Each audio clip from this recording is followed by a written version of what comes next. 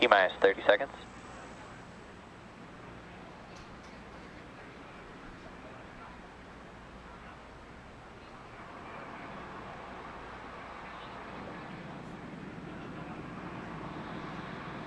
Seconds.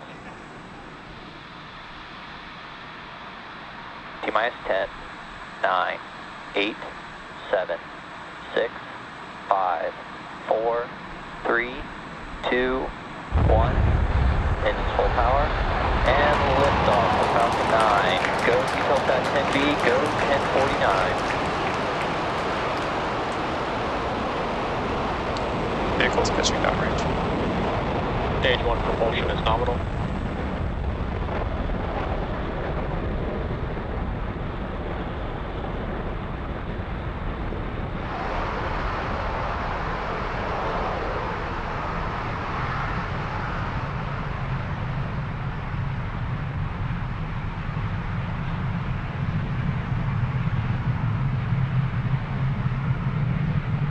Falcon 9 has successfully lifted off from Pad 40 at Cape Canaveral Space Force Station, carrying the Eutelsat 10B satellite. Power and telemetry. Now, during ascent, the M1D engines will actually swivel and help steer Falcon 9. This is known as gimbal. The rocket autonomously tilts the engines just a few degrees, and this gimbaling allows the vehicle to perform a gravity turn, which is when we go vertical as well as horizontal. Now we're still going up, but we are also heading horizontally away from the launch pad. And we have just heard that we've passed through max Q. That is the largest structural load that the vehicle sees on ascent. Now we will throttle those M1D engines back up on the first stage. This is a really cool tracking view of our Falcon 9 vehicle. Coming up next, in about a minute, we will have a few events happening back to back. That will be MECO, stage engine chill has started.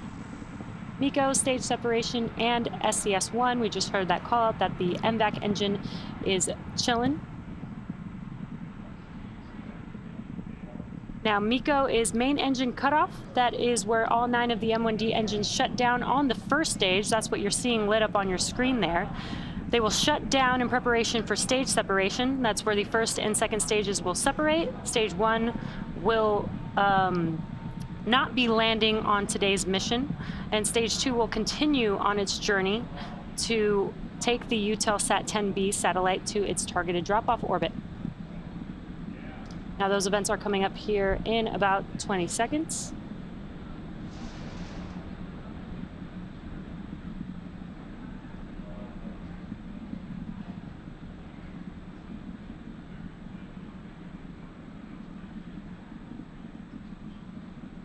Main engine cut off. Stage separation confirmed. Stage 1 FTS is safe.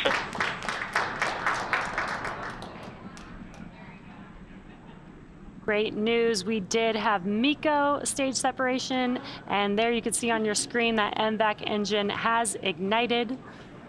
Now, as a reminder, we are not attempting to land our first stage today, as our mission requires more performance, so it will use up the fuel typically used for landing. Now, coming up next will be fairing separation in a few seconds here.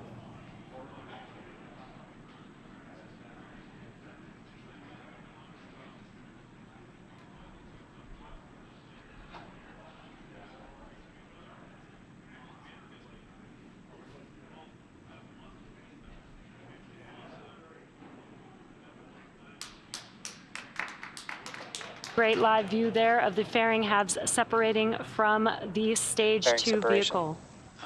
Acquisition of signal, Bermuda. And there we heard the confirmation call out. We will be attempting to retrieve these fairing halves again today once they fall back down to Earth using our recovery ship Doug. Second stage is currently in the middle of its first burn, and our next milestone coming up is second engine cutoff 1, or SECO 1. And that's scheduled to happen in about 4 minutes from now. Now, if you're just joining us, we are currently at T+4 4.5 minutes into today's mission, Eutelsat 10B. So far on the mission, we've had a successful liftoff, MECO, stage separation, SES-1, and fairing separation. Again, as a reminder, we did not attempt the landing of our first stage vehicle today, as this mission requires more performance. Again, we will be utilizing all of the fuel inside of the Stage vehicle. 2 following a nominal trajectory. We did utilize all the fuel needed for this mission, so the vehicle is being expended today. Now we're currently in the first burn of 2 planned MVAC burns prior to satellite deployment, and our next major milestone that we have coming up is SECO-1. And we are just under 3 minutes away from SECO-1 on the second stage. That's second stage engine cutoff 1.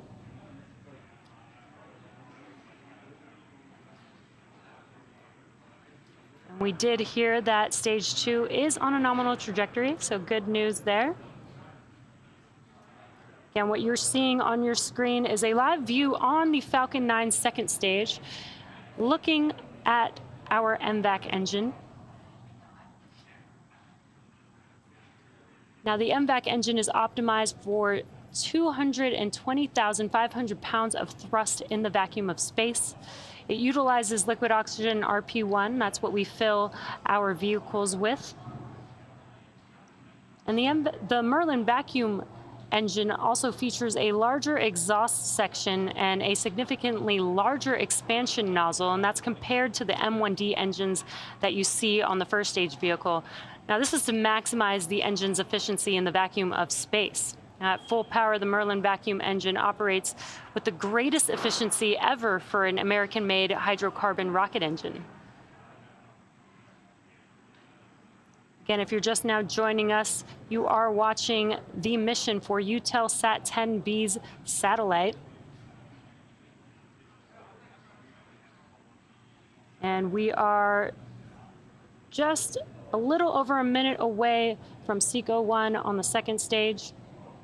Now, prior to liftoff, some of you may have noticed that our second stage looks very similar to first stage. Not only does it look similar, but it also has the same diameter, uses the same metal in the tanks, same computers, same propellant, and nearly the same engine.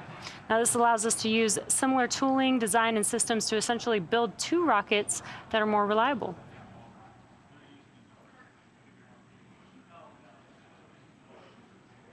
Again, the next event coming up is SECO-1.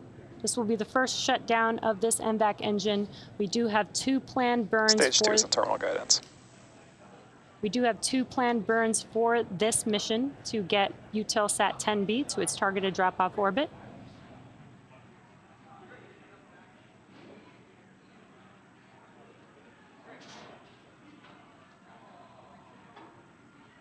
And we are just about 20 seconds away. Stage 2 FTS is saved. About 10 seconds away from SECO-1 on the second stage.